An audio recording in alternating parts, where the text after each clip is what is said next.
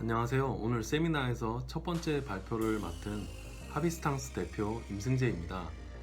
이번 발표에서는 적층 제조와 관련된 전문 지식이나 기술 강연보다는 최근 적층 제조 최적 설계를 통해 자동화 제조 공정 혹은 제품 개발 단계에서 사용된 실제 사례들을 바탕으로 적층 제조가 산업에 어떻게 활용되었고 왜 활용하였는지에 대해 살펴보는 시간이라고 보시면 되겠습니다. 이런 사례들을 통해서 성능 향상을 위한 제품 개발 혹은 공정 개선을 위한 스마트 공장이나 자동화 공정에서 적층 제조가 많이 활용되는 계기가 되었으면 합니다. 본격적인 발표에 앞서 저희 하비스탕스 주식회사에 대해서 간단하게 소개해 드리겠습니다.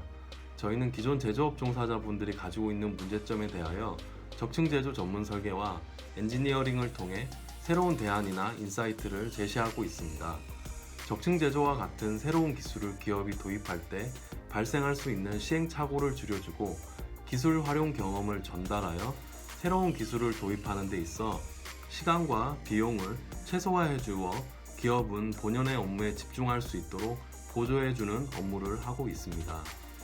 고객이 제품의 성능 개선이나 제조 방식의 개선이 필요한 부분들에 대하여 적층 제조에 맞는 디자인이나 제작 방식의 컨설팅, 그리고 이를 실현하기 위한 적층 제조 전문 교육을 실시하고 있습니다. 네, 그렇다면 저희 하비스탕스가 현재 어떤 일을 하고 있고 여러분들에게 어떤 서비스를 제공하고 있는지 짧게 영상을 준비하였습니다. 영상을 보신 후에 오늘의 발표를 본격적으로 진행하도록 하겠습니다.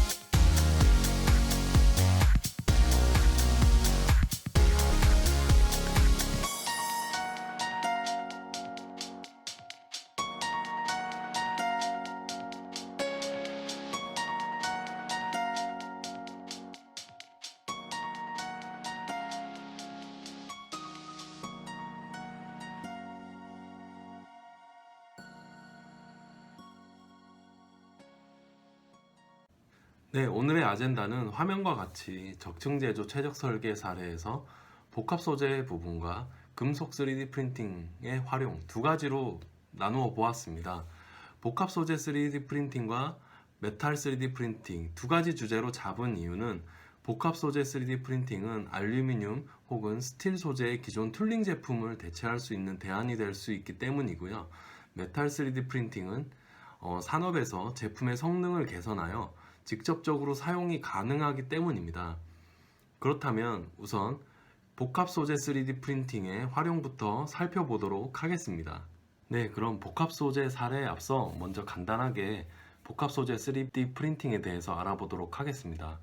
복합 소재 3D 프린팅은 탄소, 케블라, 유리섬유 등의 복합 섬유 재질의 장섬유로 제품을 제작하여 기존 알루미늄 혹은 스틸의 소재를 대체할 수 있는 대안으로 떠오르고 있는 프린팅 방식입니다. 이를 디자인 자유도가 높은 3D 프린팅의 제작 장점을 이용하여 복잡한 제품을 만들거나 혹은 리드 타임을 줄여 빠른 제품을 공급할 수 있는 장점이 큰 특징이라고 할 수 있습니다. 최근 여러 3D 프린터 제조업체들이 기본 나일론 소재에 카본 알갱이를 첨가하여 기존 ABS 혹은 PLA보다 3에서 40%의 강성을 높인 필라멘트가 널리 보급되고 있는데요.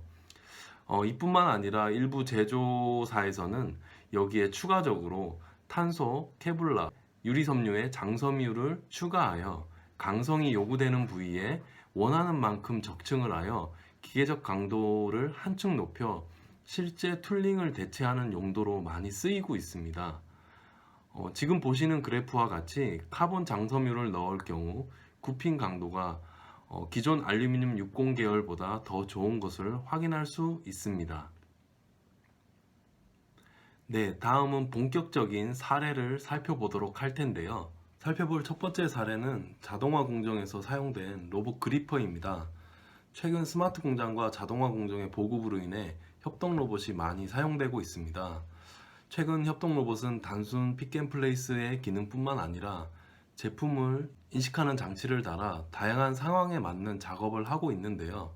이럴 경우 부가 장치들을 설치하기 위해 화면에서 보시는 것처럼 그리퍼가 커지고 케이스화돼 결국 무게가 무거워지는 경향이 있습니다.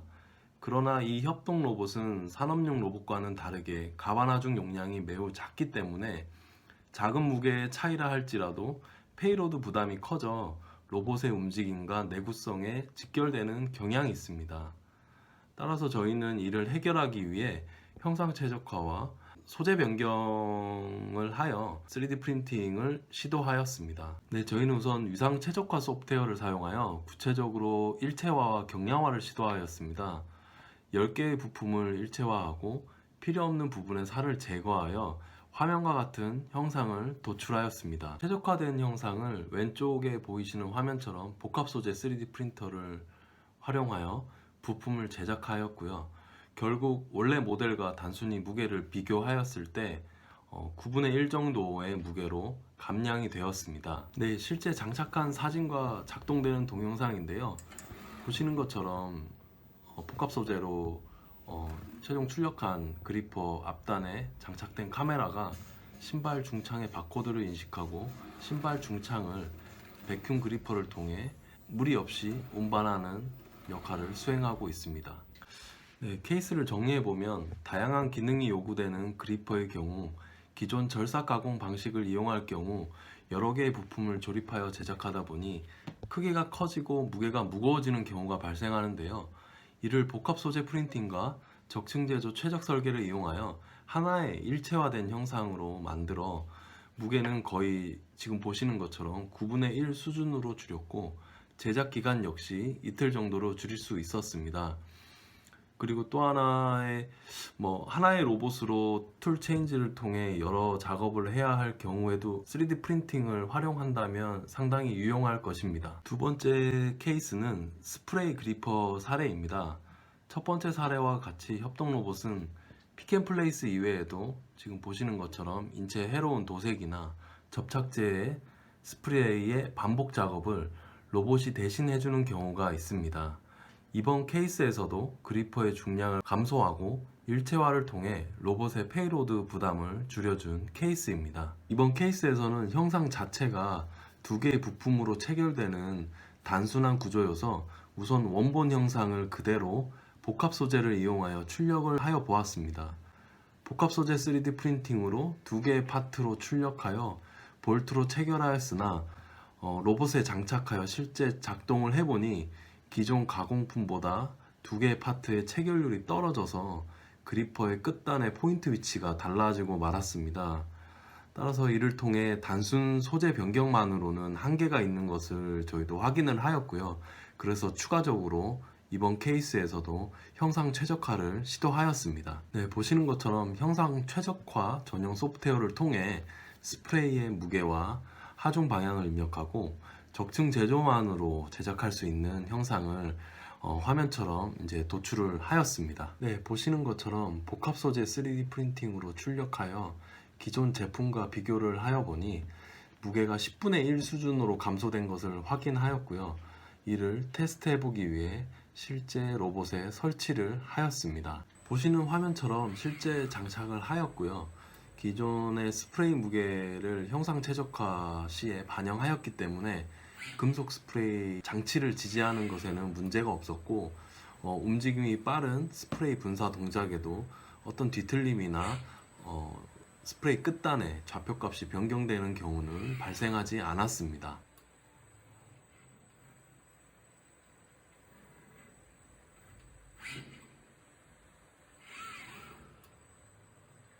그래서 두 번째 케이스를 정리해보면 첫 번째 케이스와 같이 형상 최적화와 복합 소재 3D 프린팅을 통해 일체화된 형상으로 제작하여 그리퍼의 무게와 제작 리드 타임에서 기존 대비 개선된 결과를 얻을 수 있었습니다. 네, 세 번째 사례는 실제 제조 공정 라인의 부품에서 복합 소재 3D 프린팅이 적용된 사례입니다. 제조 공정 라인에서는 각 기업별 생산 제품에 맞는 커스터마된 부품들이 상당히 많습니다. 따라서 이런 부품들이 제 역할을 못 해주거나 에러가 생긴다면 기업 입장에서는 상당히 큰 손실로 다가오게 될 텐데요.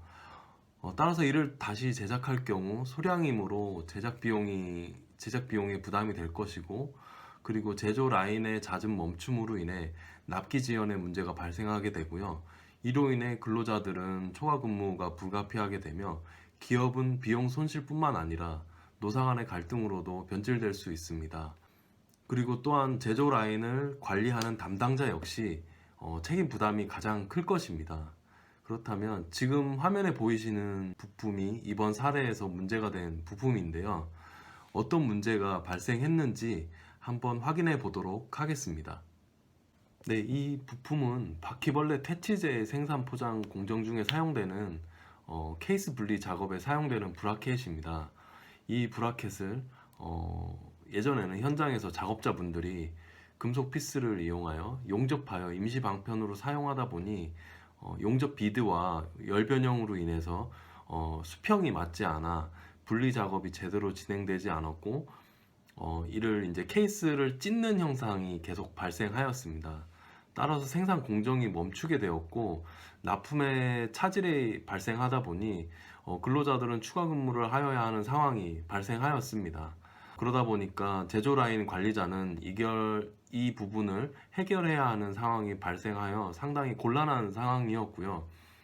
결국 관리자는 이를 해결하기 위해서 기존 가공 방식의 비용을 확인하였습니다마는 사출의 경우 금형을 제작해야 되는 부담이 있었고요. 절삭 가공의 경우 이를 역시 가공하는 비용 또한 만만치 않았기 때문에 결국 관리자는 이를 감안하고 계속 사용을 할 수밖에 없는 상황이었습니다. 네, 이런 곤란한 상황에서 저희는 기존 금속을 대체할 수 있는 복합 소재 3D 프린팅을 적용하게 되었고, 정확한 엔지니어링을 통해 3D 모델링 형상을 만든 후에 3D 프린터로 출력하여 하루 만에 부품을 저희가 대체하였고, 공정은 하루 만에 재가동을 하게 되었습니다.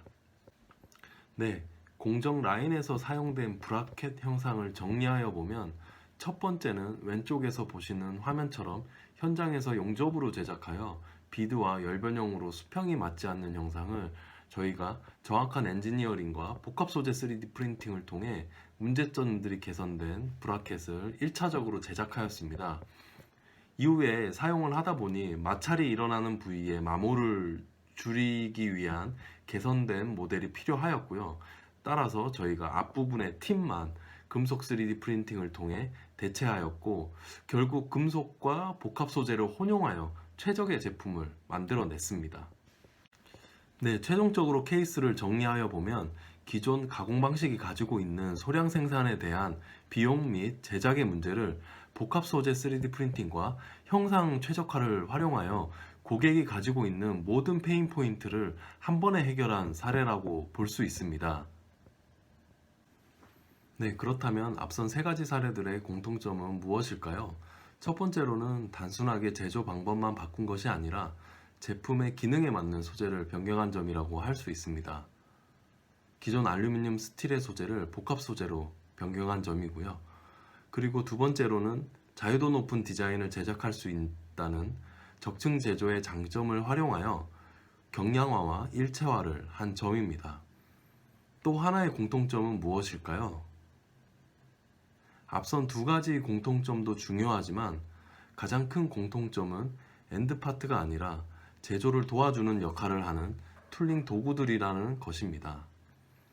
이미 기존 가공 방식들이 최적화되어 있는 상황에서 짧은 시간 내에 최종 부품을 적층 제조로 대체하는 것은 일부 분야를 제외하곤 현실적으로 불가능한 상황입니다.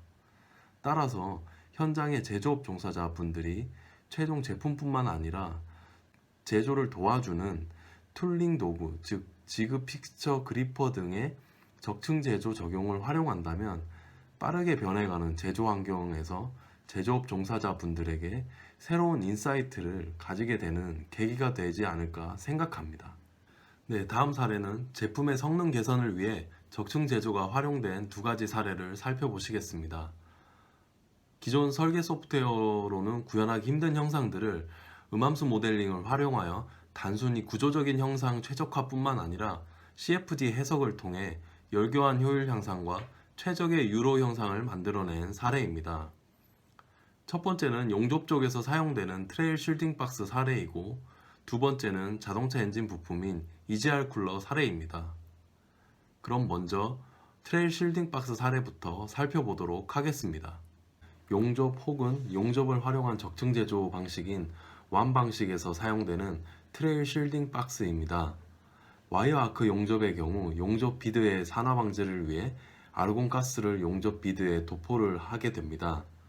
기존에는 현장에서 보시는 것처럼 임시 방편으로 만들어서 사용하였고요. 심지어 로봇 용접 자동화 SI 업체에서도 화면에서 보시는 것처럼 내부에 수세미 혹은 테이프로 부착하여 사용하였습니다.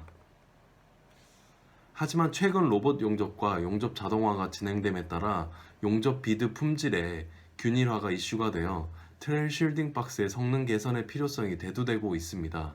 하지만 이 쉴딩 박스를 제작하는 데에는 여러 가지 문제점이 있었는데요. 첫 번째로는 제작적인 측면에서는 다양한 용접 제품의 형상과 여러 금속 재료를 고려한 쉴딩 박스의 제작에 어려움이 있었습니다. 두 번째는 기능적인 측면입니다. 쉴딩 박스 내에 유로 설계가 되지 않아 국부적으로 가스가 도포되어 사용량 대비 산화 방지 효과가 미비하였습니다. 그리고 다양한 용접 환경에 맞춘 브라켓 제작이 쉽지 않아 체결률 역시 좋지 않았고, 현장에서는 상황별 토치 구조에 맞는 브라켓 설계와 제조가 별도로 요구되는 상황이었습니다. 따라서 저희는 금속 3D 프린팅을 활용한 맞춤형 트레일 쉴딩 박스를 제작하기로 하였고, 성능 개선을 위해 박스 내부에 유로 형상을 설계하기로 하였습니다. 아르곤 가스의 유량을 골고루 분리해줄 유로를 설계하기 위해 저희는 열 교환기 설계에 최근 많이 활용되고 있는 TPMS 구조를 이용하여 구조 내의 채널을 유로로 활용해 보기로 하였습니다. 좁은 공간 내에 가스를 골고루 분사하기 위해서 기존의 여러 격자 구조를 활용하여 보았으나 큰 효과는 없었고요. 그리고 적층 제조를 활용하다 보니 다양한 사이즈의 용도에 맞게 변경할 수 있었고, 제작 리드 타임도 짧아지게 되었습니다. 또한 토치 구조에 맞는 고정용 브라켓도 복합 소재 3D 프린팅을 활용하여 다양하게 제작할 수 있는 장점이 있었습니다. 네, 보시는 표와 영상과 같이 금속 3D 프린팅을 활용하여 기존 제품 대비 월등한 비드 품질을 개선하게 되었습니다. 현재 이 실딩 박스는 로봇 용접 업체 SI 업체와 맞춤형 번들 장착을 위한 최종 테스트 단계에 있습니다. 현재 제작 방식에 대해서 말씀드리자면 케이스는 절삭 가공 방식으로 제작을 하고 현재는 내부 유로만 금속 3D 프린팅을 하고 있습니다. 하지만 저희는 지금 제작 비용과 리드 타임을 개선하기 위해 케이스와 내부 유로를 일체화한 형상을 설계 중에 있습니다. 네, 그렇다면 이번 트레일 실딩 박스 사례의 개발을 같이 진행한 용접 솔루션 전문 회사인 슈퍼티그 웰딩 주식회사의 조상명 대표님께 이번 사례를 시작하게 된 계기와 그리고 진행하신 프로젝트에서 실딩 박스가 어떤 역할을 하였는지에 대해 한번 직접 들어보도록 하겠습니다.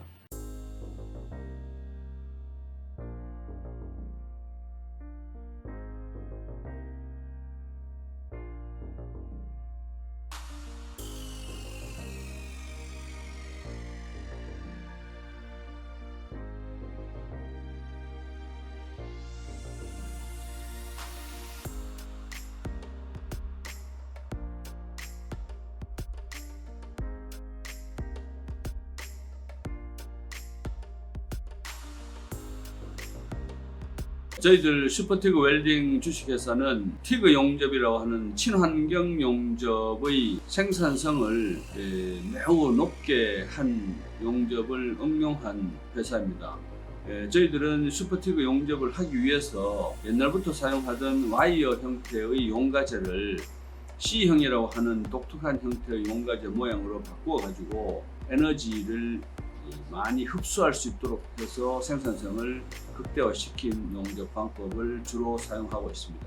현재 진행하고 있는 과제는 슈퍼티그 웰딩 프로세스를 써서 타이타늄 그레이드 5를 적층하는 프로젝트를 하고 있습니다. 가장 중요한 목표는 생산성을 기존의 와이어 아크 에디티브 매니팩처링에서 구현하고 있던 것보다 더 높여서 생산하는 것이 주 목표가 되겠습니다.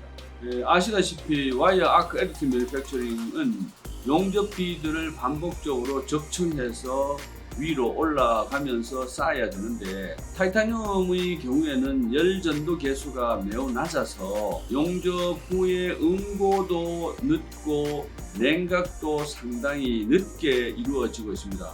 그래서 용접 토치가 지나고 난 뒤에 고온의 용접 비드가 공기 중에 노출되기 쉬워서 옛날부터 아크 용접에서도 맞대기 용접이나 필렛 용접에서도 트레일 실딩 박스의 형태로 사용을 하고 있었는데 저희들은 이제 트레일 실딩 박스를 특별한 주문으로 만들게 된 필요성은 일반 용접에는 필렛 용접이나 맞대기 용접에서는 비드 폭방향으로 용접선 진행 방향이 X방향으로 했을 때 Y방향으로 열 전도가 상당히 잘 이루어지기 때문에 냉각이 잘 일어나는데 적층해서 위로 쌓아 올리는 경우에는 Z방향으로만 두께 마이너스 방향으로만 열이 전도돼서 냉각되니까 냉각 속도가 늦어서 비드가 상당히 길게 고온으로 만들어져 있는 상태가 유지됩니다. 그래서 실딩 박스가 상당히 좋은 성능의 실딩 박스가 필요하게 되었습니다. 기존에 이제 타이타늄 용접용 실딩 박스들은 대부분이 맞대기 용접과 필렛 용접용으로 개발되고 있었는데 저희들이 적층용에 써보니까 우선은 실딩이 완벽하게 잘 안됩니다. 그 이유가 유동이 좀 더 완벽하게 이루어지고 있는 것 같지 않습니다. 실딩할 때 실딩 가스가 균일하게 속도도 제법 가지고 나와줘야 되는데 그것이 안 돼서 산화가 조금 생기고 해서 불만족스러워서 하비스탕스와 이번에 코워크를 해서 새로운 TPMS를 적용을 해서 테스트를 하게 됐습니다. 아시다시피 타이타늄은 이제 용접하고 난 뒤에 비드가 형성되고 나서 그 색깔이 이 완벽한 그 은백색의 형태로 얻어져야지만 산화가 차단이 완벽하게 되고 실딩이 잘 됐다라고 얘기하는데, 기존에 사실 실딩 박스를 저희들이 써서 해봤는데 금색으로 나온다든가 심한 경우에는 이제 파란색으로 나온다든가 하는 경우도 있었는데, 저희들은 비드 표면에 은백색으로 반짝거리는 아주 완전한 그 실딩이 이루어지는 좋은 그 결과가 얻어져서 과연 그 TPMS와 3D 프린팅을 해서 실딩 박스로 만드는 방식이 사이언스와 새로운 테크놀로지가 접목된 새로운 형태의 그 제품이 만들어진 걸로 판단이 됩니다. 감사합니다. 네, 이어서 두 번째로 소개해드릴 사례는 자동차 엔진 부품 중에 하나인 EGR 쿨러 사례입니다. 기본적으로 EGR 쿨러가 자동차 파워트레인에서 하는 역할은 엔진 룸으로부터 연소되어 나온 가스를 추출하여 저온의 냉각수와 열교환한 뒤 냉각 연소실로 재공급하는 역할을 하고 있습니다. 이를 통해 디젤 자동차에서는 넉스의 함유량을 낮추고 가솔린 엔진에서는 연비 향상의 효과를 나타내게 됩니다. 왼쪽에 보시는 것이 기존 제품의 열 교환부 형상입니다. 보시는 것처럼 기존의 제작 방식의 한계 때문에 2차원적인 열 교환의 구조적인 한계로 효율이 좋지 않았고, 브레이징 용접을 통해 제작을 하다 보니 내부 균열 등의 여러 가지 문제점이 발생하게 되었습니다. 이와 같은 성능과 제작의 문제점을 개선하기 위한 새로운 제작 방식이 필요하게 되었는데요. 이와 같은 문제점을 개선하기 위해 금속 3D 프린팅으로 내부 유로와 케이스를 일체화하여 제작하기로 하였고, 내부 유로 설계는 유동 해석 기반으로 최적 설계를 진행하게 되었습니다. 오른쪽에 보시는 것처럼 내부 유로에 활용한 형상은 TPMS라는 3차원 입체 형상을 적용하였고, 유동 해석의 값을 반영하여 내부의 쉘의 두께와 밀도, 크기 등을 음함수 모델링인 엔토폴로지사의 엔타 플랫폼을 활용하여 자유롭고 쉽게 조절할 수 있었습니다. 네, 그러면 여기서 저희가 앞선 사례에서부터 계속 나오고 있는 TPMS 구조에 대해서 간단하게 말씀드리겠습니다. 이 구조는 최근에 새로 만들어진 구조는 아니고요. 예전부터 수학자들이 사인과 코사인의 수식을 통해 파형을 디자인화한 것입니다. 이 구조의 특징은 하나의 공간을 나머지 두 개의 부공간으로 나누고 두 면이 닿는 면적은 최대가 되는 형상입니다. 그리고 두 공간은 서로 만나지 않는 구조적 특성을 활용하여 최근 열교환 혹은 방열판에 활용되는 연구가 많이 있습니다. 또 하나의 특징은 곡면의 곡률이 플러스 마이너스가 상쇄되어 평균 곡률이 0으로 적층 시 서포트가 필요 없는 형상으로 제작에 있어 훨씬 자유로운 구조입니다. 최근 적층 제조 기술이 발달됨에 따라 형상 구현이 가능해져 활용도가 높아진 형상입니다. 네, 이해를 돕기 위해 TPMS 구조에 대해 좀 더 자세히 살펴보겠습니다. 가운데 보이시는 그림과 같이 정육면체 공간에 기본적인 TPMS 구조를 생성하면 보시는 것처럼 하나의 공간을 두 개의 공간으로 나누고 그 공간을 나눈 벽이 열 교환이 일어나는 열 교환부가 됩니다. 그리고 이 벽을 두고 생성된 두 개의 공간이 세 번째 형상처럼 핫 플루이드와 콜드 플루이드로 교차하게 됩니다. 일반적으로 2차원적인 평면과 비교하면 교차되는 면적이 상당히 증가하게 되는 특성이 있습니다. 따라서 이런 부분들을 열 교환부나 히트싱크에서 활용한다면 기존에 생성된 형상과는 다르게 열 효율성이 상당히 증가하게 됩니다. 보시는 영상처럼 내부 유로 형상을 엔타 플랫폼을 통해 TPMS 구조를 적용하고 열 유동 해석 결과를 바탕으로 TPMS 구조의 셀 두께, 크기, 밀도를 자유롭게 단시간 내에 조절할 수가 있었습니다. 기존의 CAD 혹은 최적화 소프트웨어에서는 컨트롤하기 힘든 부분도 손쉽게 만들어낼 수 있었는데요. 결과적으로 이번 사례에서는 성능과 제작 방식 개선을 위한 금속 3D 프린팅 활용을 통해 열 교환 면적을 기존 대비 70% 정도 향상시키고 보일링 구역도 20% 정도 축소하였습니다. 그리고 9개의 부품을 일체화하여 제작하였습니다. 이와 같은 TPMS 구조의 적용 사례를 바탕으로 앞으로 활용도가 높아질 전기 자동차의 배터리의 열 교환 부분이나 LED 헤드램프의 히트싱크 등에 활용을 한다면 한층 개선된 제품을 만들어낼 수 있을 거라고 예상됩니다. 아직 3D 프린팅이 양산의 측면으로 보자면 제작 비용과 생산성의 문제가 해결해야 될 숙제로 남아있지만 점점 적층 제조의 시장은 빠르게 발전하고 있어 곧 제조 분야에서도 활용도는 점점 커질 것으로 예상됩니다. 마지막으로 결론 부분입니다. 최근 선진 제조, 즉 어드밴스 매니팩처링을 위해 공정과 제조 방식에서는 스마트 공장, AI, VR, 로봇, PLM 등을 활용하여 공정 라인을 자동화하고 통합하여 휴먼 에러를 줄이고 효율적인 생산을 하기 위해 많은 노력을 기울이고 있습니다.